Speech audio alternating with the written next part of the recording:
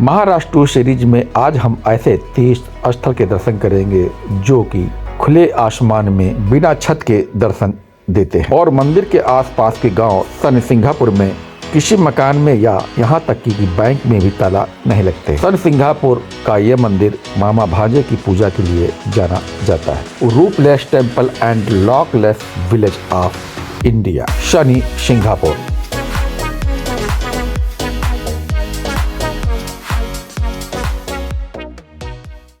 दोस्तों, मैं आपको महाराष्ट्र सीरीज में ऐसे धाम की ओर ले चल रहा हूँ जिसे कलयुग का न्याय देवता कहा जाता है। इस समय मैं आपको ले चल रहा हूँ भीमा शंकर से सर सिंगापुर, जो कि हम 220 किलोमीटर की दूरी तय करने वाले हैं। तो दोस्तों, महाराष्ट्र के अहमदनगर में सर सिंगापुर गांव स्थित है।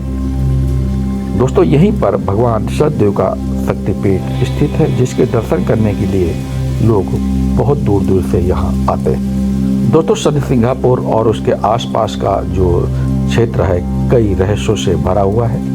दोस्तों, सर सिंगापुर में भगवान सतदेव की पूजा करने के लिए ज़्यादातर लोग सीढ़ी से आते हैं या फिर वो लोग नासिक से आते हैं और सन देवता के दर्शन करने के बाद 2-3 घंटे में यहाँ से वापस लौट जाते हैं।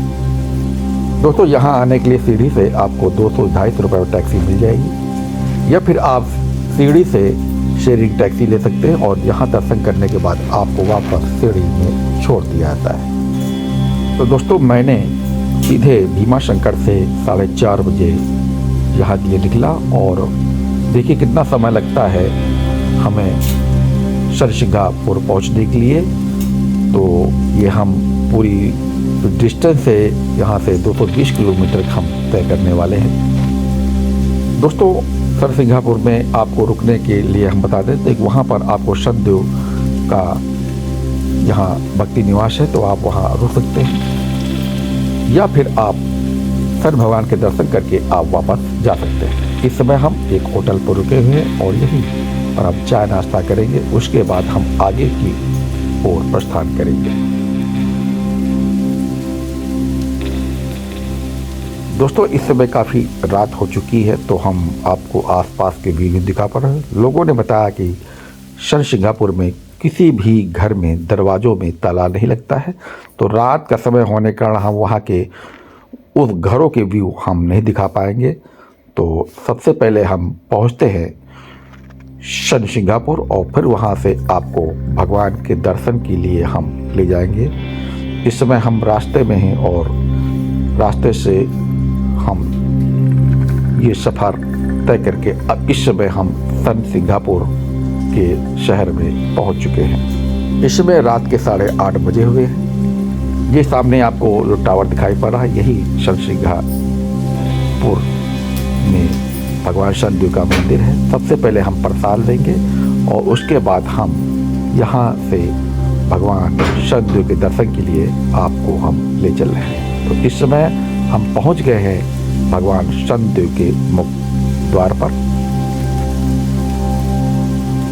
भगवान सतदेवता को घोड़े की नाल, नजर गेटी व सरसों या तिल का तेल चढ़ाया जाता है।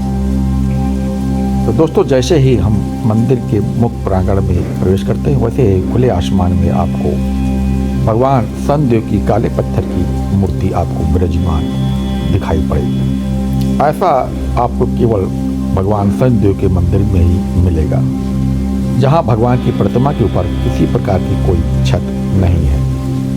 हमने भी भगवान सतदेव मंदिर में तेल अर्पित किया।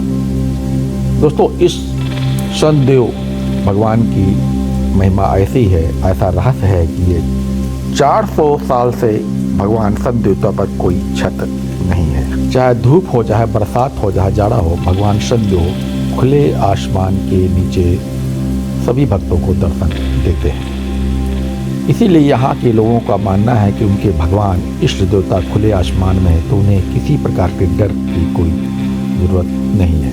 इसीलिए यहाँ पर किसी भी घर में ताला या कुंडी लगते हुए आपको नहीं दिखाई पड़ेगा। भगवान सतदेवता की इस प्रतिमा में आपको एक काले रंग के पत्थर में आपको एक निशान दिखाई पड़ेगा। तो दोस्तों हम भगवान शनिदेव के दर्शन करने के बाद अब मंदिर के बाहर आ चुके हैं। भगवान शनिदेव का इस सिंगापुर में स्थापित होने का जो पौराणिक कथा है वो 400 साल पहले की है, जब इस क्षेत्र में बाढ़ आई थी। भगवान शनिदेव की प्रतिमा पर जो निशान है वो उस बाढ़ के समय से जुड़ा हुआ है। उसमें बहुत बड़ी बरसात हुई थी और बाढ़ आ गई थी। उसी बाढ़ में ये मूर्ति बहकर यहाँ आई थी। तो उन्होंने देखा कि यहाँ पर एक काले रंग का बहुत बड़ा पत्थर है। जब एक लकड़ी से उस पत्थर को टच किया तो उसमें से खून बहने लगा।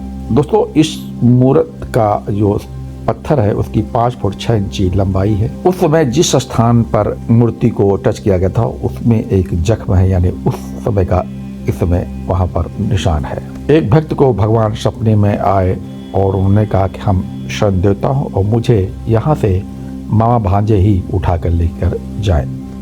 दोस्तों, यहाँ शनि देवता भगवान के मंदिर की एक और महिमा है कि यहाँ पर मामा और भांजे द्वारा की गई पूजा की बहुत ही महिमा है, क्योंकि ये मूर्ति 100 आदमियों द्वारा नहीं उठाई जा सकी। जब मामा भांजे ने उठाई तो ये उठ गई। दोस्तों, भगवान शनिदेव के मंदिर में 3 बार आरती की जाती है, सुबह, दोपहर और शाम को। और इन तीनों आरतियों में भगवान शनिदेव को एक नई धोती पहनाई जाती है जो नीले रंग की होती है, क्योंकि भगवान शनिदेव को काला और नीला रंग प्रिय है।